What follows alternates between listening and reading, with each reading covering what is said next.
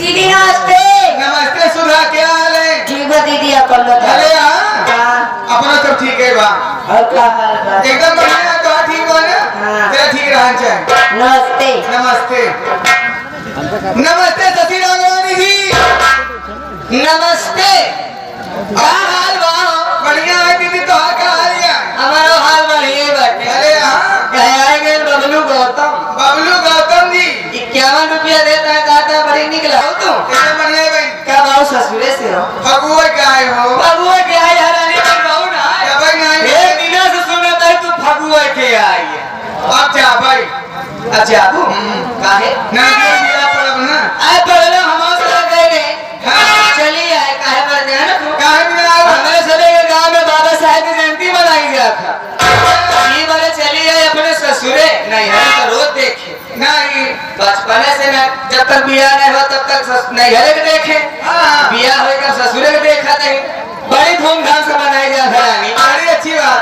तू का करे जा वो अच्छी बात। अब हम जा रहे भैया बाबू को चक्कर अब बाबू भाई का माँ मोह माया छोड़ा। मेहमान आ रहे हैं। आ जाएगा आज तो रहन होलिया पे। कोई छोड़ा जाएगा। होलिया बोला यार, छोड़ के चला गए। बहुत पक्की है, बताओ ना होली में खेल ले। आयन तो राजवानी बहुत घटना हुई।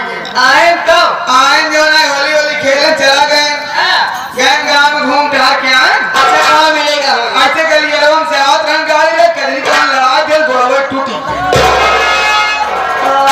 बहुत गांजा दारू पिए थे रे। कैसे करत हई रे? क्या करत? कमाल हम बैठा के ट्रेन में गए तहने के हम रिक्शा खींचत हूं। अरे बाप रे, एक बड़े बेचारे हम सोचे सुने आए कहां है। एक और रिक्शा है ना और पहले एकदम बढ़िया। नमस्ते पूजा दीदी। नमस्ते नमस्ते। और कहां मलकी का और बढ़िया है। तो हाल का हाल है? हम एकदम ठीक ठाक बात चलो ठीक रहना चाहिए। और सब बढ़िया एकदम भले भले परिवार पर भले बा सब कुशल मंगल आए हो। चला अच्छी बात बात दीदी, हमेशा अच्छा रहना चाहिए। अच्छा हाँ लेकिन जा दिया बाबा साहब जयंती में। वही जयंती समारोह में जा रही हूँ नारायणपुर कला मठिया में। नारायणपुर कला तो हमारे बबलू गौतम है जी और हमारे भाई लाल गौतम और हमारे दरोगा भैया, उनका नाम विनय कुमार एडवोकेट है क्या? जी विनय कुमार एडवोकेट साहब और तमाम कमेटी वाले मिलकर के बहुत बढ़िया समारोह मनाए हुए हैं। हाँ और हमारे सुनील कुमार त्यागी जी हैं जी।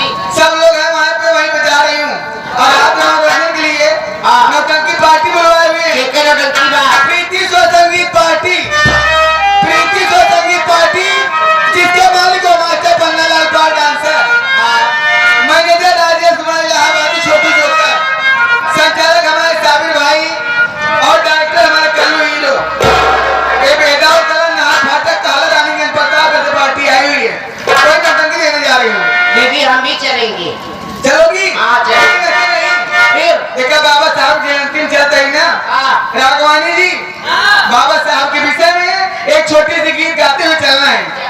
कैसे चलना है दीदी? ए दीदी देखा तो आज बिया हो के बताई। हमरो बिया हो के बा। अच्छा लेकिन जब संजय के लगे जावा जाता कितना सूरज सजाया रानी। जब तक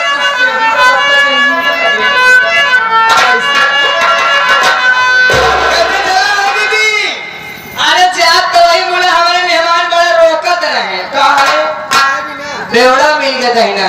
अच्छा पी ले था यहाँ गाँव बक्का दबस ना अपना कहूँ जाए ना जाए दे हम कर।